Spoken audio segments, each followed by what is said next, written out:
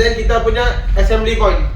Dekat mana you punya kerja, sebelah dekat luar ada you punya assembly point. Sana you punya assembly point, you ada rest shelter, you punya কোনো সমস্যা হয় বা প্রজেক্টের ভিতরে যদি কোনো সমস্যা হয়, ইমার্জেন্সি যেমন কোনো অ্যালার্ম বা অ্যাক্সিডেন্ট বা ফায়ার, আগুন টাগুন জ্বলছে, তাহলে আপনাদের জন্য অ্যাসেম্বলি এরিয়া হচ্ছে মানে আমাদের রেস্ট এরিয়া, যেখানে আমরা যাইয়া ফ্রিভাবে দাঁড়াইতে পারবো, কোনো সমস্যা নেই, কোনো বাহায়া নেই। হ্যাঁ, সো এটাকে বলা হচ্ছে কি অ্যাসেম্বলি এরিয়া। সো এখানে আমরা যদি ভিতরে কোনো সমস্যা হলে ইমিডিয়েটলি আমরা বাইরে যেন আসতে পারি, আমাদের আশেপাশে যে খোলামেলা জায়গা আছে ওই জায়গার মধ্যে যেন আমরা আসতে পারি। Ini meja kata apa kerja you buat, you pakai PPE. Kalau kerja tempat tinggi pakai harness.